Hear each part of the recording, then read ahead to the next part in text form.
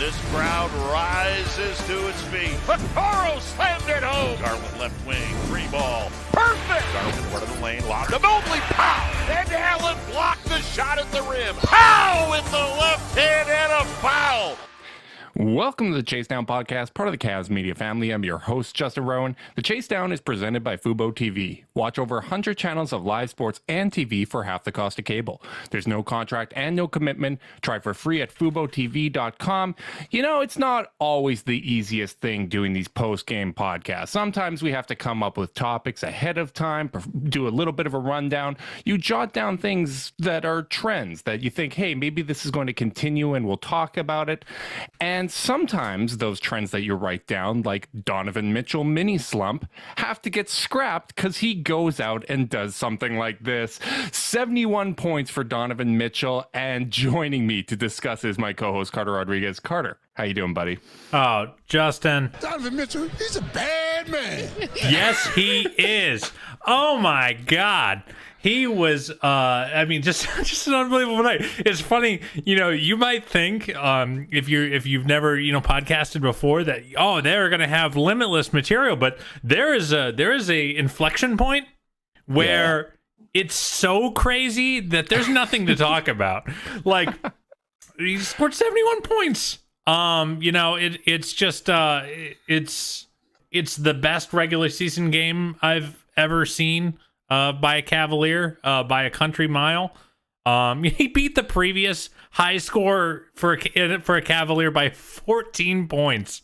I don't even know where to start, Justin. It was a truly historic evening for Mitchell.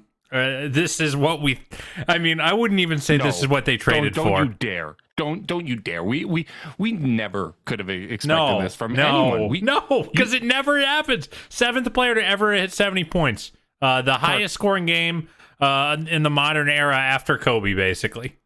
Yeah, it's the highest scoring game since Kobe's 81-point game, which is just remarkable.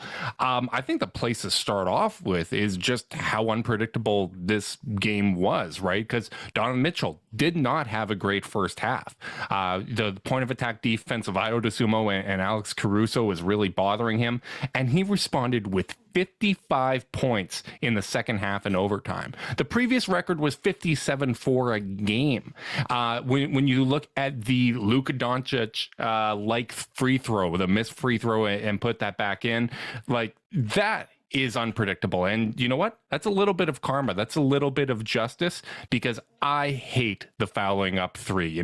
Just let it roll, ride it out, defend the three. Let's have those moments, because those are some of my favorite moments in basketball. So I'm going to call that a little bit of karma. But this is a remarkable game because of just how surprising it is, right? Like, even looking back to the summer conversations we had with Tony Jones, it's okay. Like, Donovan Mitchell, special personality. You're going to love having him in the locker room. Big question is going to be, can he improve his efficiency? He's only had one league average efficient season in his career. And now you look, this is the most points in a game since Kobe. As I mentioned, 55 in the second half and overtime. First 70-point game with double-digit assists in history. Remarkable. The most efficient 70-point game in history by true shooting percentage, and the fewest field goal attempted in a 70-point game in NBA history. Like, if you take Wilt out of this, I think it's only like Kobe, one other player, and Donovan Mitchell for highest scored in games in NBA history. Like, this is absolutely insane, and the manner in which it happened, to me, just blows my mind. I mean, he starts the game 2 for 7. Still playing pretty bad, after a pretty terrible slump to start, in these last few games. Then he goes and finishes 20 of 27 the rest of the way. Oh my God. It's so funny. If you're in our Discord,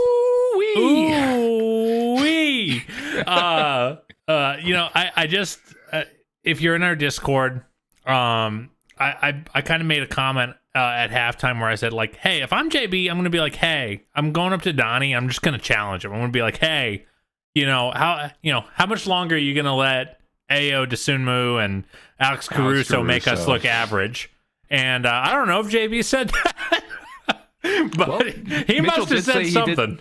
Yeah, he said he did some screaming and throwing stuff around at halftime and kind of lit a fire under them.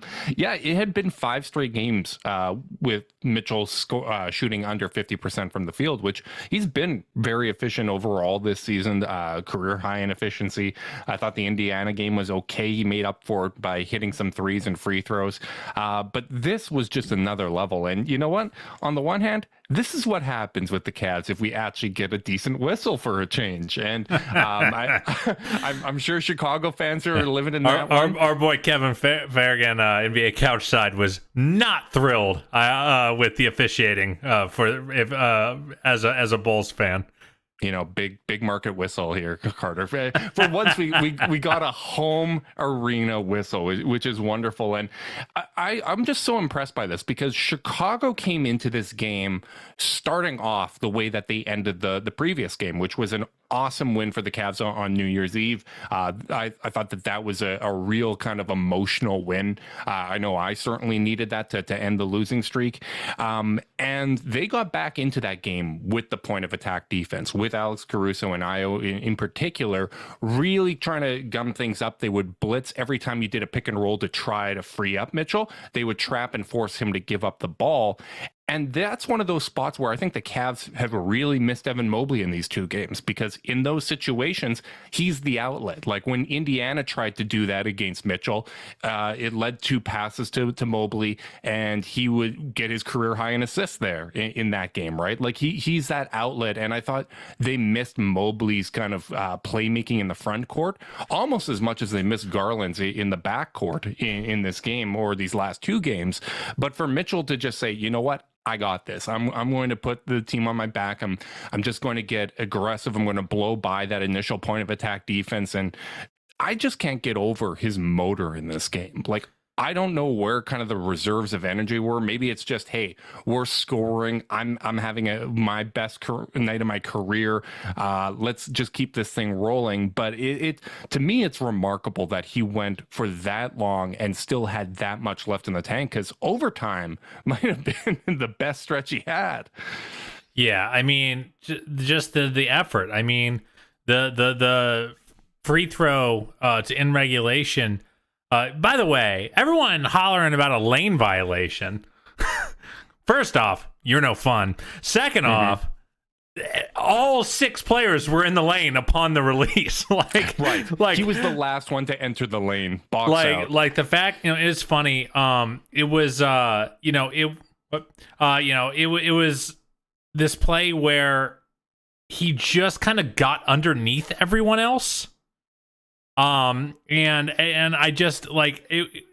Yeah, take that, small backcourt haters. Yeah, I'll tell you who else can get under the defense. When the Cavs played on TNT at halftime, I think it was Kenny. He tried to compare him to Barry Sanders, the way he kind of stops and starts, and like it was a very running back little move to kind of get underneath the defense there, and get that putback. So like.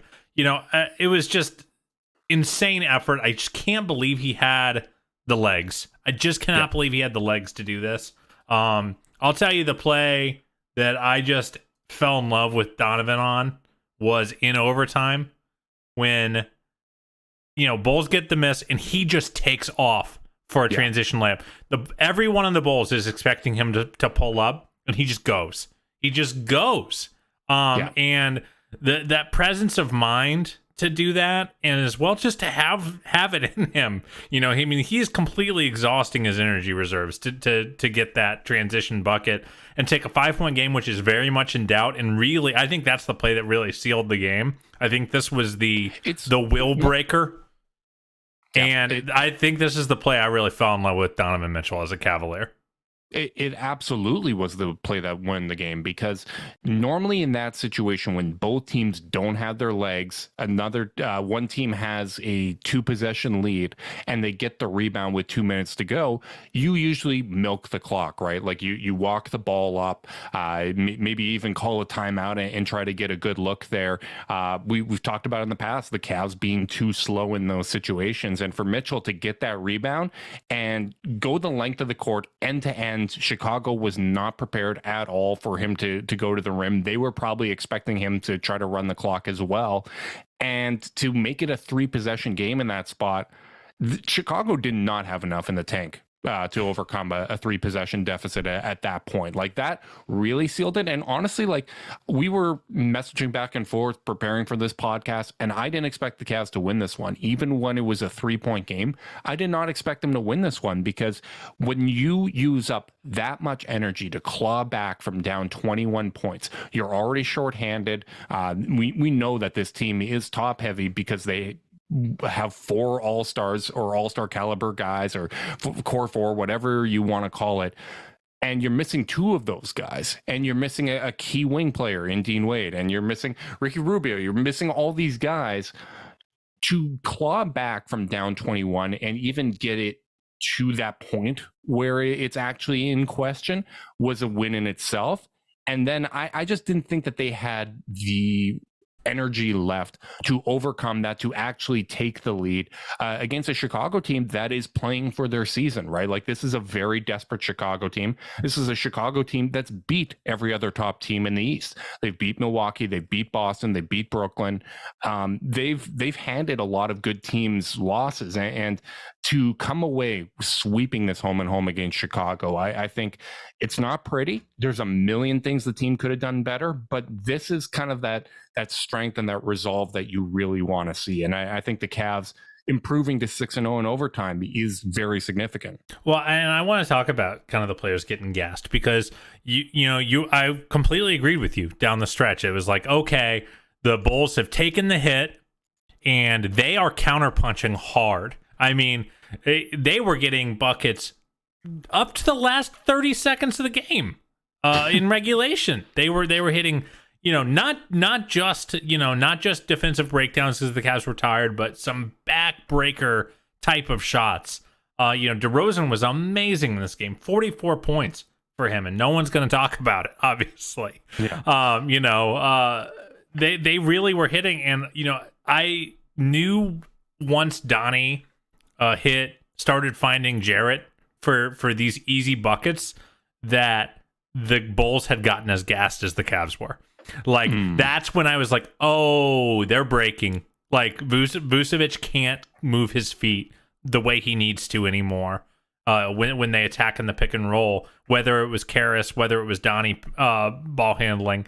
And at that point, I was like, okay, if they just can get the stop, if they can get the lead, they've got this. And that totally proved to be true. Obviously, no one could have seen 13 overtime points for Donovan Mitchell on top of that to get to the 71. But man, I just thought he was so in control too. Like, there were only a couple plays down the stretch where he kind of just ran into a brick wall and they completely had to reset. Like, he really, really had a very firm grip on this game. He was not just gunning. It was crazy.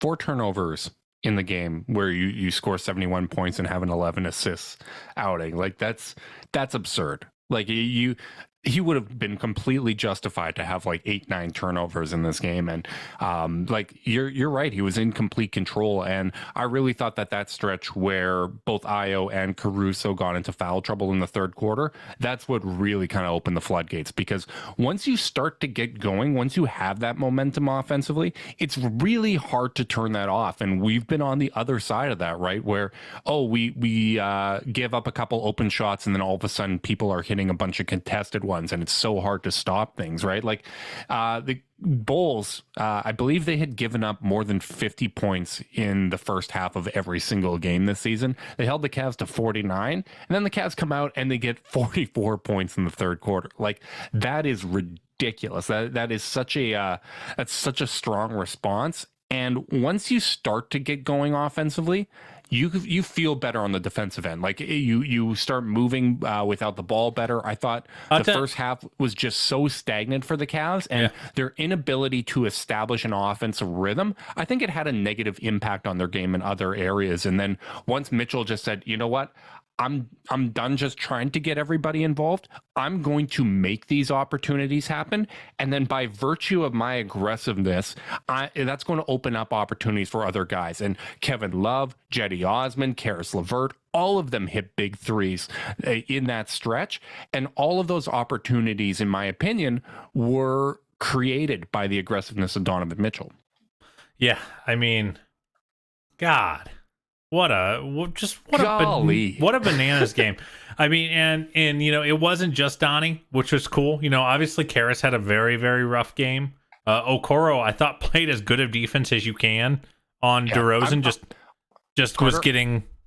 I am not shameless enough. I am shameless enough to complain about the whistle in this game. We shot 45 free throws. I demand we not. Though, I mean, we only shot 11 more than them. That's pretty crazy. Yeah, well, honestly, there's a lot of crazy aspects to this game. I thought Jared Allen had a subpar game, right? Kevin Love was absorbing a lot of the rebounds, but I thought Jared had given up a few too many opportunities and just wasn't being assertive enough. Yeah, he only on had the 2 board. defensive rebounds. And he ended up having really big closed moments the game. when it mattered. He closed the game for us. I did want to compliment. I know Kevin didn't have the most efficient scoring game. There were a couple threes that got left short that were definitely heartbreakers.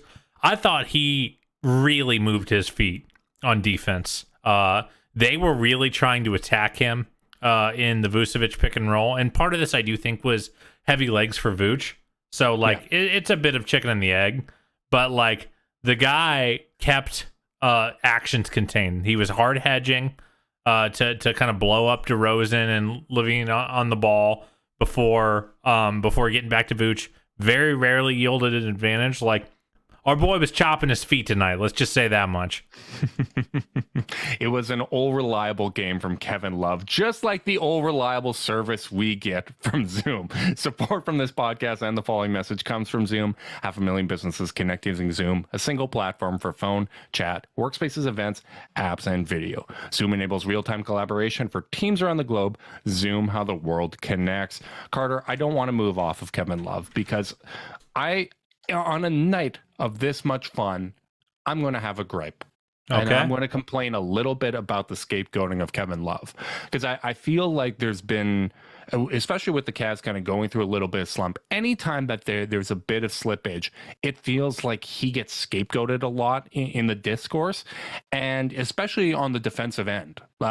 Because he is the veteran on this team. He doesn't move as well as everybody else. He's making an effort out there. He's trying to draw charges, but people really kind of fixate on that because when he has a lapse and he's not able to get out on the 3-point line, it's a little more obvious and evident than other guys missing their rotations. And I think it's been kind of overstated because on the year, Kevin Love hasn't been hurting the Cavs defense. There will be those individual possessions, but what he's able to give you on the defensive glass in particular, pulling down 16 defensive rebounds in this game, helping limit Chicago to only 6 offensive rebounds. That really matters. But even for the year, when you look at kind of the on-off splits, the Cavs have a 105 defensive rating with Love on the court. Obviously, I'm not crediting him for that, but that's better than their league best defensive rating for the season. I just think we focus too much on what one guy's doing individually. And even though there's the lapses there, I don't think it is compromising the team's defense. And I feel like what he still brings as a steadying force, what he brings with his 3-point shooting now that his hand is feeling better, what he brings as a veteran in the locker room, and even just being kind of that outlet that I was talking about with Mobley. They ran offense through Kevin Love a fair bit in this game and helped alleviate some pressure. I feel like his impact and the way that he helps the team is going just a little bit underappreciated in the discourse. Yeah, I mean, really great 2-game stretch from Kev, and I think he really needed it. I think he just really helped settle things down. And then, who else deserves some flowers is Jetty. Jetty, I really don't think they come close to winning this game without Jetty. Totally agree. Just a really high energy incendiary night, good playmaking, pushed for easy buckets in transition on a night where those were kind of hard to come by. But man, 71 points. 11 assists. You know how freaking hard it is to use up enough possessions to score 71 points and have 11 assists. He almost had a triple-double. He almost had a 71-point triple-double in this game. Like, that's absurd. And, like, the efficiency is just through the roof. And obviously, 20 of 25 free throws certainly helps. There kind of just came a point where he was asserting his will in Chicago, couldn't do anything other than reach in and try to grab him, try to stop him. Obviously, they don't have the best interior defense. No JaMychal Green for them. I thought he was really good against the Cavs in the first game. But, you know, Donnie was just out of his damn mind. And so just to add some more context to the 11 assists. So Kobe's game where he scores 81, he had 2 assists. Wilt, the game he scored 100, he had 2 assists. Devin Booker's 70-point game, he had 6 assists. It's hard to imagine, and so many of Donnie's assists went for threes too. You know, it's not like he was generating, just some mid-range pull-ups that are like charity assists. He was generating wide-open threes for this team. And it was just so... Bill in the chat here just said Mitchell was responsible for 99 points via points and assists, which is bananas. Given that Wilt was a pre-3-point era, he would have been responsible 104. So I would suspect that is the second highest in NBA history, which is a ridiculous thing to say. Because I want to say, when you would, like, we see this on Twitter all the time, like, no one's gotten this many points, assists, rebounds on 9 free throw attempts. Young. Yeah, the Thad Young stats. You know, most points created in a game is not a Thad Young stat. No. that is just a historic output. And it's just amazing. And this is the high upside, right, that the Cavs were banking on with this trade. Because I think if you're looking at the team when fully healthy, I think if the trade doesn't occur, I think the Cavs still would have taken a step forward, right? Like, I think Mobley's improved. Allen's had a few rough games, but I think overall, I really have liked what I've seen. Garland's had a great year. Lowry is obviously having a great year for Utah. But like, even though the regular season record may be similar, because in both scenarios, you're a young team that's going to go through growing pains and like you have the talent. This is the kind of stuff that very few players can do this. Donovan Mitchell is 7 that kind specifically. Of guy. What's that? 7 in the history of the sport specifically. I think that stat's even crazier, because I think it's 7 performances and like 4 of them are Wilt. But like this, so few guys can do this. And the Cavs now have an 8-0 record without Darius Garland in the lineup. And a lot of that has to do with the fact that Donovan Mitchell has been able to carry them. Like the Cavs last season, if Garland was out of the lineup, there was no real hope of generating good offense in those games. And obviously that 8-0 record now is helped by the fact that they've only played one team with a winning record, which was the win over Boston. But how we lost positioning in the standings last year was when we had easy games against teams with a losing record, but injuries caught up. Like, you're missing Mobley and Garland, you're missing Garland and Lowry, or whatever combination, missing Jared Allen. The fact that you can go out and win these games against teams with losing records without kind of the key to your offense, like the floor general that you have, without the guy like Garland and Mobley in particular. Mobley is what takes what Jared Allen does as a rim protector to the next level, because he is able to play that free safety. He's able to provide the help. You have the Twin Towers, the swarming defense. Garland and Mitchell together, that's what gives you the dynamic offense, having 2 guys the defense has to account for. And in a game where you only have Allen and you only have Mitchell, to come away against a desperate Chicago team with this win, and for Mitchell to elevate his game to this level in this moment, this is what it's all about. This is why you have 4 cornerstones of the team, right? That you can weather the storm. You can play it safe with Mobley going through ankle soreness and make sure these guys get healthy. Like, this is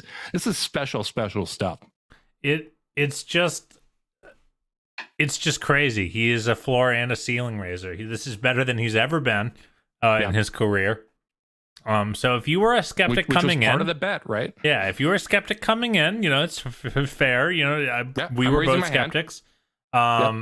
And man, it's just hard to fathom having a player be this good at basketball. And with so much brightness ahead of this team's future, they're not even they're this good with a player this good. And people are like, yeah, but they should be way better in a couple years. Right. Like, that's just bananas, man.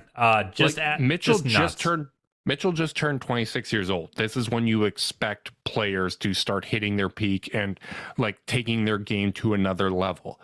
Darius Garland is 4 years away from that. Evan Mobley's 5 years away from that. Jared Allen's 2 years away from that age, right? Like, there is going to be growth, right? Like, these guys are hopefully going to narrow the gap, and as this team continues to improve internally, you can only expect things to get better and better.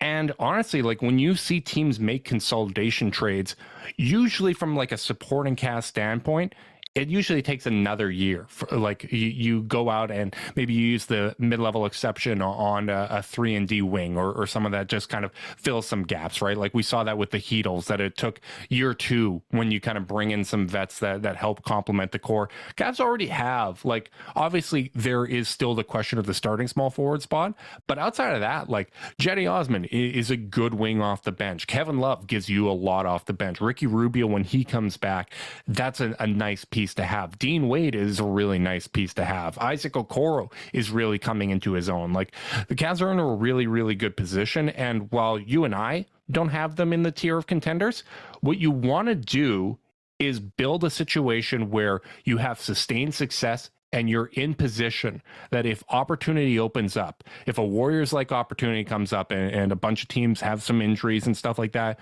you can take advantage of it, right? Like, Toronto doesn't win a title if there wasn't the injuries, in my opinion, but you put yourself in position to take advantage of that. And I think that's what the Cavs have done. And right now the question is, how much can they narrow the gap? How much progress can they make in season to put themselves in the best possible position to upset some teams and make some noise in the playoffs? And that's an incredibly exciting place to be in. Yeah, I mean, I don't know, man. I'm running short on words because I just kind of keep going back to thinking about where I even was at the beginning of this game, where I was just like, I didn't expect them to win. I didn't expect them to play well. And like, so I wasn't upset at halftime or anything, but like, I even was like, man, maybe I might even turn something else on while I watch the game, because it doesn't much matter. I ended up locking in because I'm like, whatever, we're potting, and I really need you not even watching. I really need to lock in. We're doing a post game pod, and I'm just gonna have to grip my teeth through this thing. And that is what having a superstar player is. Are you okay Goddamn. over there? Yeah, just choked on some water. Wow, I thought you were getting ready to do a bit. Nope. But I'm glad. I hope you're okay over there. But yeah, so like that's what having a superstar player does, is you're just never out of it, even when by all metrics you should be. Like, after Karras misses his second or third, that possession where Karras had 2 wide open threes and missed both, and you go, okay, it's just not our night, Yeah. There was a lot of not our night moments, right? Yes. Like, yes, that's the wild that DeRozan thing. like 17-footer with like a player draped all over him late in the I think fourth. that was Isaac. Yeah, I think it was Isaac as well. Man, yeah, I just thought everyone really. I thought everyone gave good minutes. DeRozan going 2 of 4 from 3, and thank goodness he had his. What's that? 2 of 6. Ah, well, in regulation it was 2 of 4. Yeah. But like, even him taking that many threes and hitting that many, like, that's kind of the 3-point luck that we've been complaining about. I was like, this is ridiculous. Even DeMar DeRozan is hitting threes. We gotta change the sight lines for the opponents. We got to do something in here to screw them up. But no, like, it's an absolutely historic performance. It wasn't the only historic moment in this game too, with Kevin Love passing Camby Russell for 10th in franchise history in field goals steals made. So big congrats to Kevin Love, who continues to be one of my favorite stories with this team. We should probably update from a health standpoint. Chris Fedor had sent out a report that he's hearing that it's about a week or so until Dean Wade returns. Obviously, no Darius Garland or Rubio in this game, as well as Evan Mobley. Mobley's ankle soreness, fingers crossed that he'll be back for Phoenix. Garland, I mean, it seems like we avoided the worst case scenario of like an actual fracture or something like that with his shooting hand. It's a sprained thumb, was the report. Sprained thumb, that's going to be something, unfortunately, I think that's going to bother him even when he returns to the lineup. Like it takes usually a few weeks for that to heal. So I'm a little bummed out about that, but encouraged by the fact that he's not wearing a splint on the sideline. I'm looking for any kind of signs of optimism there. But hopefully, that we'll start to get a little healthy in the near future, because as we mentioned before, January is our toughest month. So getting these wins against Chicago, these 2 wins against Chicago after dropping that one against Indy is really, really significant. Yeah, it is. Again, like this is a loss that I was expecting. I was expecting them to split this home and home without Darius. And I wasn't going to be upset about it one bit. Totally understand that that's just, that's how it goes. It's hard to beat a team twice. Especially down 2 starters. This Bulls team does have a lot of talent, even though that talent hasn't always meshed particularly well. I think they're a particularly tough matchup for this Cavs team with Ayo and Caruso, who I just think are awesome. I think both those players are absolutely awesome players that really, really are, kind of tailor-made to make this Cavs team's life hard because of the way they blow up on-ball actions at the point of attack. And obviously Caruso had some finishing foibles today. Thank you, Alex, for 2 biffed free transition layups. But I think it's a tough matchup for us, and the fact that they were able to take both and give them a little bit of a running start, especially with Boston and Milwaukee losing last night, it's just really, really valuable because they're going to go into a tough stretch here. And to your point, Darius might not be healthy for a minute, and even if he comes back, it's a thumb on your shooting hand. It matters. And we've seen that with Kevin Love, coming back from his fractured thumb. So giving yourself stealing games you shouldn't get to steal, and even within the context of within an individual game is just such an important part of an NBA season, because you're going to lose games you shouldn't lose. Games that you had in I think control. we've had quite a few of those, right? Like even though the Cavs didn't play great defense in Indiana, and I'd probably say bad defense, like that still probably shouldn't have been a loss, right? Like that was crazy variance, and it is so significant to win games like this. And like even looking at the Brooklyn Nets, who are the hottest team in the league right now, they started this winning streak with some really unimpressive wins against teams that they should be bottom feeders, close wins that they just kind of scraped out. And then they took those games, they took those wins and built positive momentum from there.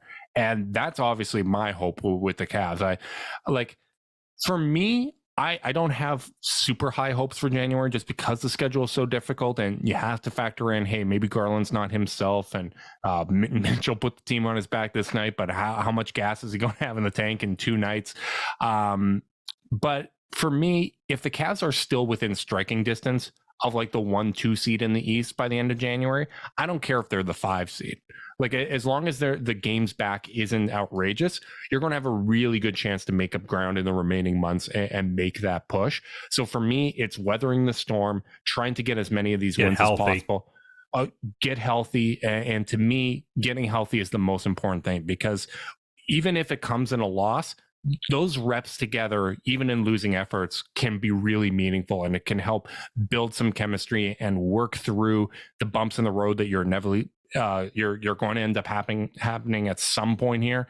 So getting healthy is obviously the biggest thing for this team, but I'm interested to see how they respond to this adversity, because it's going to be a real test for them. Well, I would argue they responded well tonight. Dude, You know, big one, and especially with Philly and Indy getting wins tonight, right? Like Boston and Milwaukee came back to the pack with losses, and then Philly and Indiana keep winning behind us. So this is a really, really important win. Indy is awesome, man. I think we're gonna look back at that loss and go, that wasn't as bad of a loss as it felt like. You know, like you wanted to win it because you had lost 2 in a row, but that really was not a bad loss.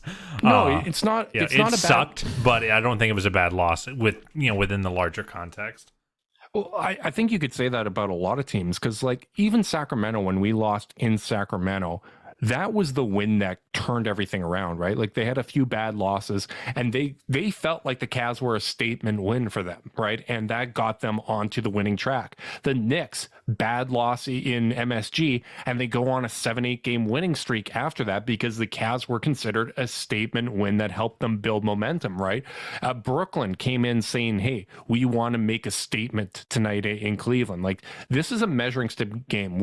All these games are measuring stick games for the opponents. Like no one is overlooking Cleveland, and that's why I think this start to the season has been so impressive because you're getting absolutely everybody's best effort.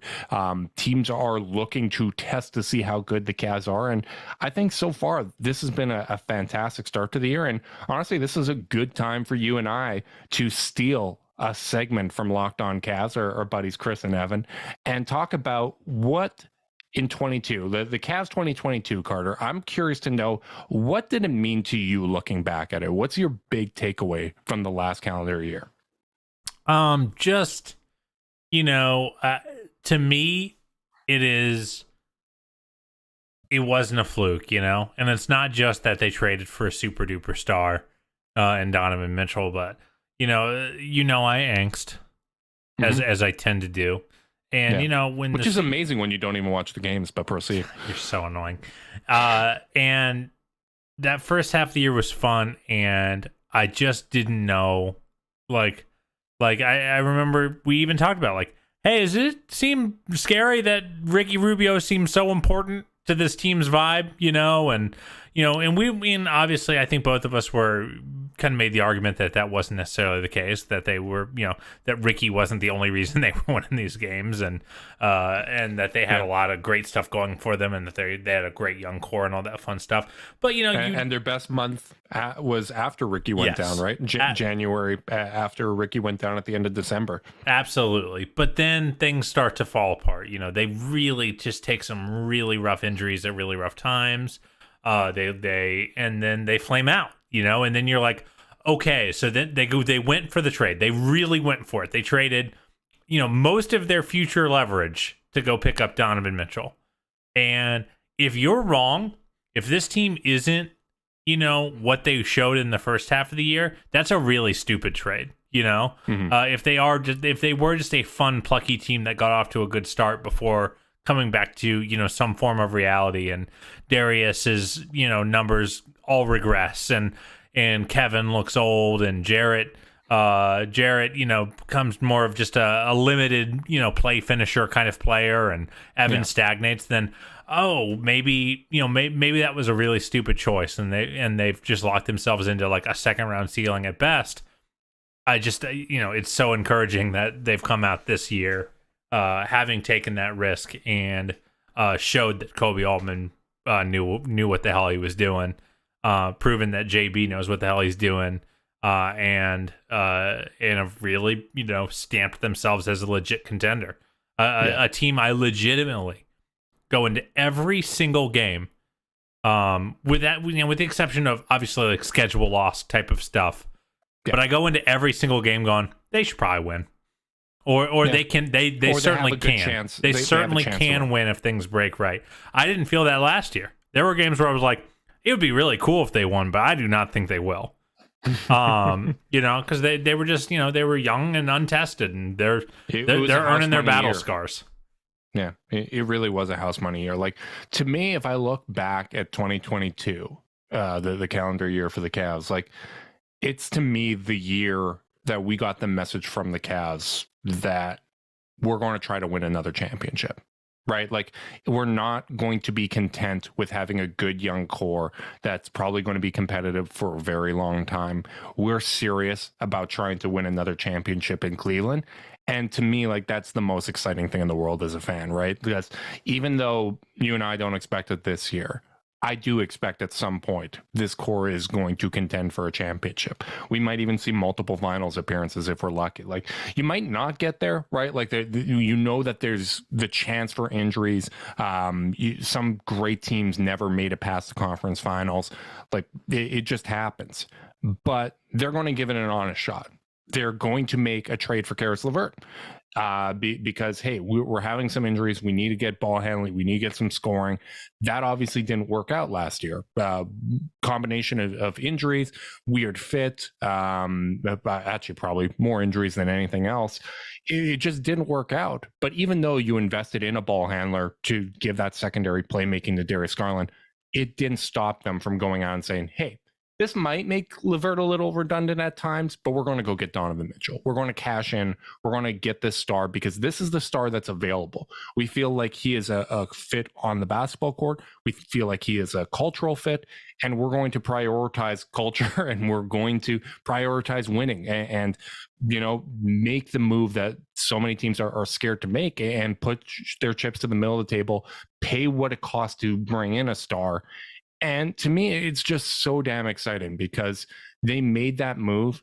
Obviously, I had reservations about going all in on a guard when you haven't solved the issue at the small forward position.